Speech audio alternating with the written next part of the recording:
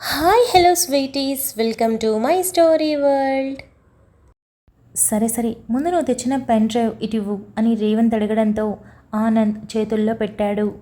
Pen drive ల్యాప్టాప్కి connect చేసి ఆ రూట్లో వచ్చిన వెహికల్స్ చెక్ చేసేందుకు తనకి ఆ కార్ కనిపించిన ఏరియా కంటే కాస్త ముందుకు వెళ్ళి అక్కడ జంక్షన్ ఉండడంతో 4 సైడ్స్ నుండి ఫుటేజ్ని పరిశీలనగా ఒక్కొక్క వీధిని చెక్ చేయడం మొదలుపెట్టాడు. 3 వైపుల నుండి ఎక్కడ కారు వచ్చినా దాఖలాలు లేకపోవడంతో ఆఖరిగా ఉన్న అవకాశాన్ని వదులుకోలేక రేవంత్ అదే పనిగా బ్లాక్ కలర్ కార్ కోసం చూస్తూ ఉన్నాడు. కానీ విచిత్రంగా 4వ వైపు నుండి కూడా కారు రాలేదు.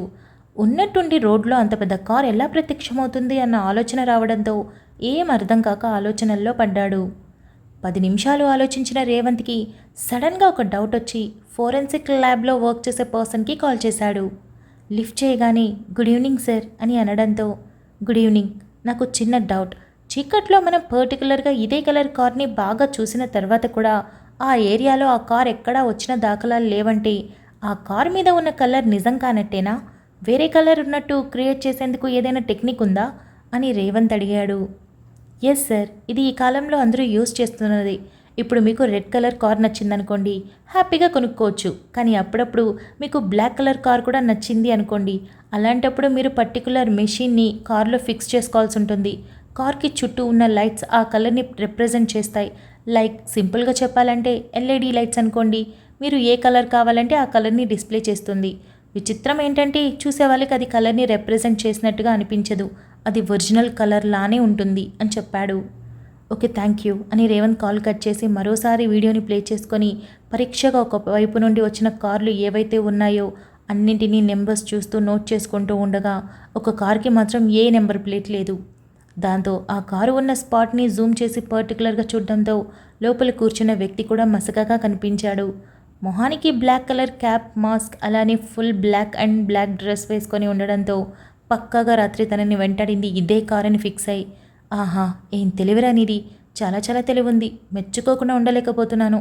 హై టెక్నాలజీని యూజ్ చేసి ఆడుకుంటున్నావా నాతో అని రేవంత్ అన్నాడు.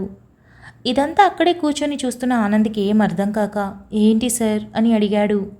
వీడెవడో నా మీద బాగా పగబట్టేశాడు ఆనంద్, ఎందుకో తెలియట్లేదు. ఎంత తెలివైన వాడంటే ఇక్కడ మనం చూస్తున్న కార్ కలర్ వేరు, నాకు కనిపించిన కలర్ వేరు. టెక్నాలజీ యూజ్ చేశాడు. మనకి నచ్చిన కలర్ని కారుకి కనిపించేలా చేసుకునే టెక్నిక్ బ్రిలియంట్ కదా అని రేవంత్ అన్నాడు. ఏంటి సార్ మీరు ఇవన్నీ మాట్లాడుతుంటే నాకైతే ఏదో ఇంగ్లీష్ మూవీ చూసినట్టుంది అని అన్నాడు. ఎగ్జాక్ట్లీ, అవి చూసే మనవాడు బాగా స్ఫూర్తి పొందినట్టున్నాడు. ఏమైనా వీడి తెలివిని మెచ్చుకోకుండా ఉండలేకపోతున్నా. ఎలా అనుకున్నా కలుగులో ఉన్న ఎలుక పిల్ల బయటికి రాక తప్పదు. వస్తుందిలే, ఎదురు చూద్దాం. మనమెందుకు ఎదురు వెళ్ళాలి? వాడే మన ముందుకొచ్చేలా చేసుకోవాలి. మనం వెతకడం మొదలు పెడితే టైం వేస్ట్ తప్ప ఏమీ ఉండదు. ఇంత టెక్నాలజీని యూజ్ చేసేవాడికి ఎలా తప్పించుకోవాలో అనేందుకు ముందుగానే ఒక ప్రణాళిక ఉండనే ఉంటుందిగా. అందుకే మనం ఆ వైపు అస్సలు వెళ్ళకూడదు. వాడికే విసుగొచ్చి నా ముందుకొచ్చి నిలబడాలి. అంతవరకు నేను ఎదురు చూస్తాను అని రేవంత్ అన్నాడు. Good idea sir. మనం వెతకడం మొదలు పెడితే మన ఉద్యోగాలు, మన ఫ్యామిలీ టైం మొత్తం హుష్ కాకి అయిపోతుంది. మనకేమంత జిలా, వాడికి అవసరమైతే వస్తాడులేండి. వచ్చినప్పుడు ఏం కావాలో చెప్తాడుగా, ఇచ్చేస్తే సరే, లేదంటే తోలు వలిచి లోపల కూర్చోబెట్టండి, బుద్ధొస్తుంది వెదవకి అని ఆనంద్ అన్నాడు. అసలేంటో అంతా విచిత్రంగా ఉందా ఆనంద్? అసలు దేనికోసం ఇదంతా? ఒకవేళ నా మీద, నా ఫ్యామిలీ మీద ఏదైనా గ్రడ్జ్ ఉంది అంటే మా మీదే కదా చూపించాలి. మళ్ళీ మినిస్టర్ అంకుల్ దగ్గరికి ఎందుకు వెళ్ళినట్టు? అదే నాకు అసలు అర్థం కావట్లేదు. ఆలోచిస్తుంటే పిచ్చిలేస్తుంది. ఇంట్లో కూడా మనశ్శాంతిగా ఉండలేకపోతున్నా. ఎంత డైవర్ట్ అవ్వాలనుకున్నా కుదరటం లేదు అని రేవంత్ అన్నాడు. వదిలేయండి సార్, ఎదురుగా వచ్చినప్పుడు చూసుకోవచ్చు. ఆలోచించి మనసు మైండ్ పాడు చేసుకోవడం ఎందుకు అని ఆనంద్ అనడంతో రేవంత్ కూడా ఈ ఆలోచనలు పక్కన పెట్టి, సరే నేను ఇంకో 2 అవర్స్లో ఇంటికి బయలుదేరుతాను, ఈరోజు మూవీకి వెళ్ళాలనుకుంటున్నా అని రేవంత్ చెప్పడంతో మీరు కొత్త మాటలు మాట్లాడుతుంటే నాకైతే సిగ్గు ముంచుకొస్తుంది అని ఆనంద్ అన్నాడు.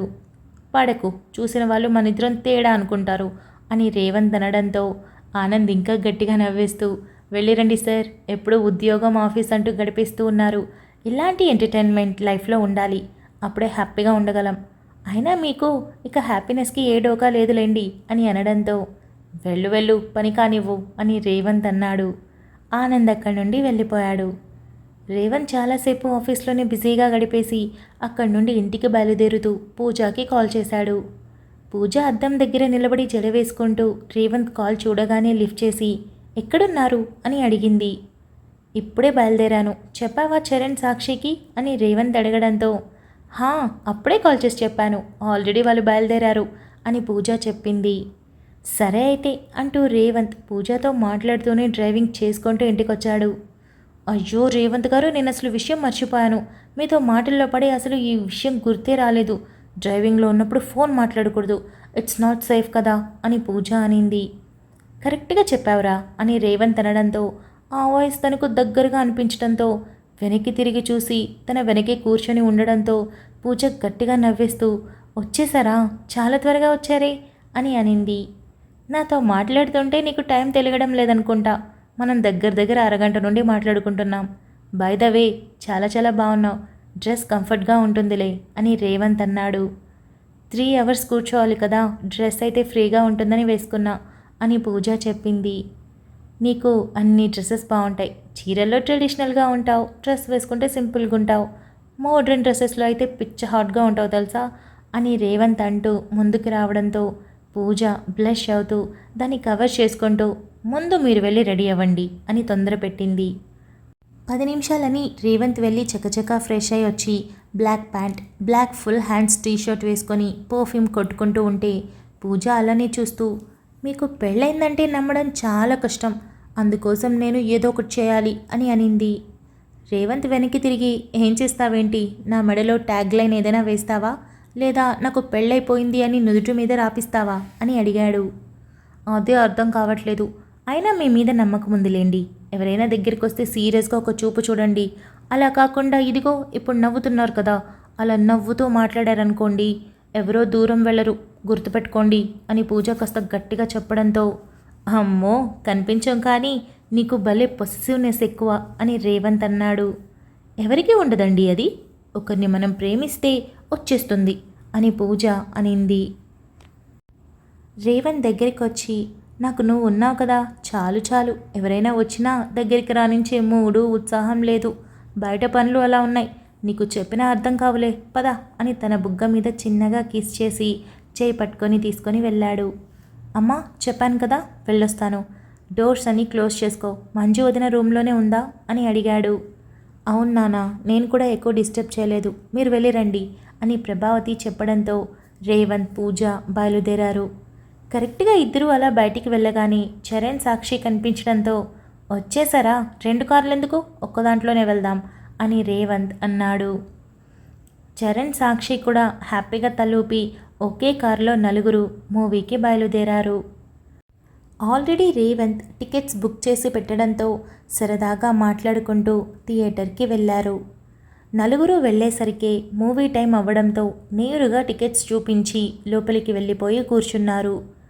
మూవీ చూస్తూ ఉండగా మధ్యలో రేవంత్కి అన్నోన్ నెంబర్ నుండి కాల్ రావడంతో లిఫ్ట్ చేశాడు. మూవీ ఎంజాయ్ చేస్తున్నావా బుజ్జులు అని అవతల వైపు నుండి వాయిస్ వినిపించడంతో అది అమ్మాయి వాయిస్నా అబ్బాయి వాయిస్నా రేవంత్కి అస్సలు అర్థం కాక పైగా థియేటర్లో సౌండ్కి ఫోన్ కాస్త చెవికి అదుముకొని అడిగాడు. ఏంటి నాన్న, నాతో మాట్లాడడం ఇష్టం లేదా, బయటకొచ్చే మాట్లాడొచ్చుగా, సినిమా కావాలంటే ఎప్పుడైనా చూడొచ్చు, కానీ నాతో మాట్లాడాలంటే ఎప్పుడు పడితే అప్పుడు కుదరదు అని అవతల నుండి వాయిస్ వినిపించడంతో రేవంత్ ఫోన్ని మ్యూట్లో పెట్టి పూజ నేను ఇప్పుడే వచ్చేస్తానురా అని ఒక ఇంపార్టెంట్ కాల్ అని చెప్పి వెంటనే థియేటర్లో నుండి బయటకు వచ్చి ఎవడ్రా నువ్వు అని అడిగాడు. నేనెవరినైతే ఏంటమ్మా, ముందు నువ్వేంటో చెప్పు, సినిమాలంటూ బాగానే ఎంజాయ్ చేస్తున్నావు అని అన్నాడు. రే నాకు తెలుసు నువ్వేనని, నేను ఎదురు చూస్తున్నాను నీకోసమే, నిన్ను చూస్తుంటే జాలేస్తుంది, మొహం చూపించలేక బాగా ఇబ్బంది పడుతున్నావుగా అని రేవంత్ అన్నాడు. ఇక్కడే వాష్రూమ్లో ఉన్నా, నన్ను కలవాలనుకుంటే వచ్చేయి అని కాల్ కట్ అవ్వడంతో వెంటనే వాష్రూమ్ వైపు వెళ్ళి డోర్ ఓపెన్ చేశాడు. ఎవరూ కనిపించకపోవడంతో ఆల్రెడీ తనతో తెచ్చుకున్న తన సర్వీస్ రివాల్వర్ని బయటికి తీసి ఒక్క అడుగు వేస్తూ లోపలికి వెళ్ళాడు. రేవంత్ అలా వెళ్ళగానే డోర్ స్టక్ అవ్వడంతో వెనక్కి తిరిగి చూసి వెంటనే వెళ్ళి డోర్ తీసేందుకు ట్రై చేశాడు. అది ఎంతసేపటికి రాకపోవడంతో వెంటనే ఆ థియేటర్ స్టాఫ్కి కాల్ చేసేందుకు ట్రై చేశాడు. కానీ ఎంతసేపటికి కాల్ కనెక్ట్ అవ్వకపోవడంతో రేవంత్ చిరాగ్గా అక్కడే ఉండిపోయాడు. బ్రేక్ టైం రావడంతో జనాలు బయటికి రావడం, వాష్రూమ్ దగ్గరికి వచ్చి డోర్ ఓపెన్ చేయడంతో రేవంత్ వెంటనే పరుగున వెళ్ళి లోపల ఉన్న పూజాని, చరణ్, సాక్షిని చూశాడు. ఇప్పుడే కదా వెళ్ళారు, అప్పుడే వచ్చేశారు, ఇదెలా సాధ్యం అని పూజ అడగడంతో వాట్ అని రేవంత్ ఆశ్చర్యపోతూ అడిగాడు. అదే ఇప్పుడే కదా బయటికి వెళ్ళారు, అంతలోనే వచ్చేశారు ఏమీ అంటున్నా అని పూజ అనడంతో పూజ నేను కాల్ మాట్లాడడానికి బయటికి వెళ్ళాను కదా, ఎంతసేపటికి తిరిగి వచ్చాను అని రేవంత్ డౌట్గా అడిగాడు. 2 మినిట్స్కి వచ్చేశారు కదా, హాయిగా మూవీ ఎంజాయ్ కూడా చేశారు అని పూజ అనడంతో రేవంత్కి ఫ్యూజులు ఎగిరిపోయి నువ్వు నాతో ఏమైనా క్లోజ్గా ఉన్నావా, ఏంటో నాకు గుర్తు రావట్లేదు అని రేవంత్ అనడంతో ఏవండి ఇక్కడ పెట్టుకొని ఉన్న నా చేతి మీద చెయ్యి వేశారు, మూవీ ఎంజాయ్ చేశారు, అంతకు మించి ఏం చేయలేదే అని పూజ అనడంతో అంతలో సాక్షి వచ్చి పూజ వెళ్దాం రా, ఏమైనా స్నాక్స్ తెచ్చుకుందాం అని అనడంతో ఇద్దరూ కలిసి బయటికి వెళ్ళారు. పూజ నన్ను గుర్తుపట్టలేదా, లేకపోతే నాలాగే ఉన్నాడా, లేదా ఫేస్ ఏమైనా కవర్ చేసుకున్నాడా, ఇదెలా సాధ్యం? ఓకే అని వెంటనే రేవంత్ లేచి చరణ్ ఇప్పుడే వస్తానని చెప్పి రేవంత్ వెంటనే థియేటర్లో సీసీటీవీ ఫుటేజ్ కంట్రోలింగ్ రూమ్లోకి వెళ్ళాడు. అక్కడ ఉన్న కంట్రోలర్స్తో పాటు థియేటర్ ఓనర్ సడన్గా రేవంత్ ఎంట్రీ చూసి ఎవరు నువ్వు అని కాస్త ర్యాష్గా అన్నారు. రేవంత్ ఇమ్మీడియట్గా పాకెట్లో నుండి కార్డ్ తీసి చూపించడంతో సార్ సారీ సార్, తెలియక ఏదో ర్యాష్గా మాట్లాడాం, మీరేం పని మీద వచ్చారు, కూర్చోండి సార్ అంటూ హడావిడి చేయడం మొదలుపెట్టారు. అరగంట క్రితం ఈ థియేటర్లోకి ఎవరొచ్చారు ఏంటి, వాష్రూమ్స్ వైపు ఉన్న సీసీటీవీ ఫుటేజ్ని కూడా ఓపెన్ చేయండి అని రేవంత్ చెప్పడంతో వెంటనే అక్కడ ఉన్న కంట్రోలర్ అరగంట క్రితం థియేటర్ బయట చూసి సార్ ఎవరూ లోపలికి వచ్చినట్టు దాఖలాలు లేవు, సినిమా మొదలయ్యే ముందుకే అందరూ వచ్చేశారు, ఆ తర్వాత ఒకరిద్దరు వచ్చారు చూడండి అని చూపించడంతో ఓకే ఇక్కడ కాదు, లోపల వాష్రూమ్స్ వైపు చూపించు, ఒక అరగంట క్రితం చాలు అని రేవంత్ చెప్పాడు. అన్నట్టుగానే ఆ కంట్రోలర్ ఒక అరగంట ముందుకు వెళ్ళి వాష్రూమ్ ఏరియా వైపు ఉన్న సీసీటీవీ ఫుటేజ్ను చూపించడంతో అప్పటికే సినిమా మొదలై ఏ ఒక్కరూ బయట లేకపోవడంతో రేవంత్ చూస్తూ ఉన్నాడు. అంతలో తన ఫోన్ మాట్లాడుతూ బయటికి రావడం కనిపించి ఓకే ఇక్కడ నుండి స్లోగా చూపించండి అని రేవంత్ చెప్పాడు.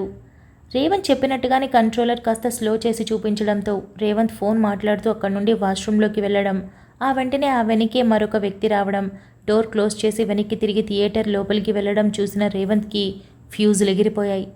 సార్ ముందు ఉన్నది మీరే కదా, మళ్ళీ డోర్ క్లోజ్ చేసింది ఎవరు సార్, అచ్చం మీలాగే డ్రెస్ వేసుకొని ఉన్నారు, కాకపోతే క్యాప్ పెట్టుకొని మొహానికి మాస్క్ కట్టుకొని ఉన్నారు అని కంట్రోలర్ అనడంతో ఈ క్లిప్పింగ్ని నా ఫోన్కి పంపించు అని ఓ పేపర్ మీద ఫోన్ నెంబర్ రాసి ఇచ్చి ఫాస్ట్గా చెప్పి బయటకొచ్చాడు.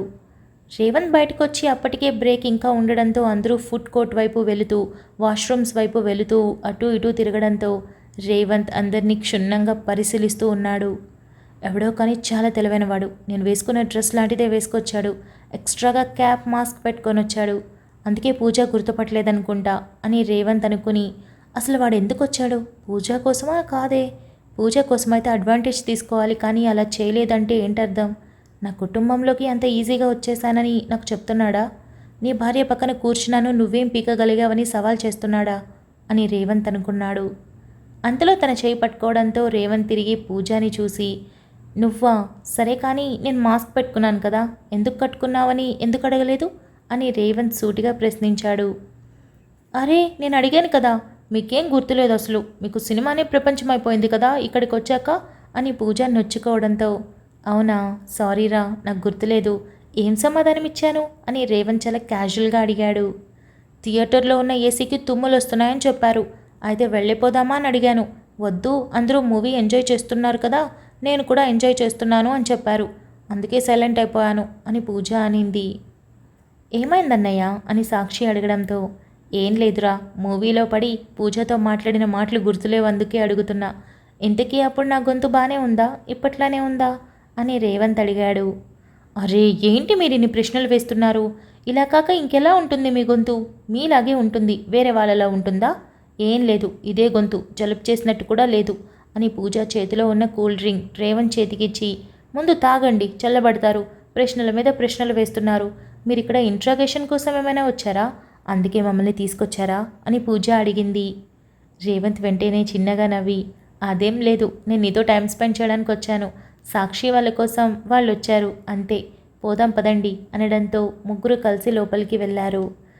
మళ్ళీ తిరిగి మూవీలో పడిపోయారు. అందరూ మూవీని ఎంజాయ్ చేస్తున్న రేవంత్ మాత్రం స్క్రీన్ వైపు చూస్తున్నప్పటికీ అసలు స్క్రీన్ మీద ఏం జరుగుతుందో తన కళ్ళ వరకు కూడా రాకపోవడం, మనసంతా అతని గురించి ఆలోచిస్తూ ఉండడంతో అదే డైలమాలో పడిపోయాడు. అసలు ఎవరతను? సేమ్ నేను వేసుకునే డ్రెస్సే వేసుకొచ్చాడంటే ఇంటి దగ్గర నుండి ఫాలో అయ్యాడా? పైగా నన్ను వాష్రూమ్లో లాక్ చేసి ఇక్కడ వచ్చి కూర్చోవడానికి రీజన్ ఏంటి అని రేవంత్ పరిపరి విధాలుగా ఆలోచిస్తూ, ఎప్పుడైనా డ్యూటీలో జాయిన్ అయ్యాక ఏదో ఒక టైంలో ఏదో ఒక కేసు విషయంలో అతనికి ఏమైనా అన్యాయం చేశానా అని రేవంత్ తిరిగి తన గతం తాలూకు విషయాల్లోకి వెళ్ళి ఆలోచించడం మొదలుపెట్టాడు. ఎంత ఆలోచించినా ఏం అర్థం కాక అలా ఆలోచిస్తూనే ఉండడంతో రేవంత్ గారు అని పూజ గట్టిగా అరవడంతో రేవంత్ స్పృహలోకి వచ్చి చూసి థియేటర్లో లైట్స్ ఆన్ అయి ఉండడంతో మూవీ అయిపోయిందని అర్థమై, ఏమైంది పూజ అంతలా అరుస్తున్నావు అని అడిగాడు.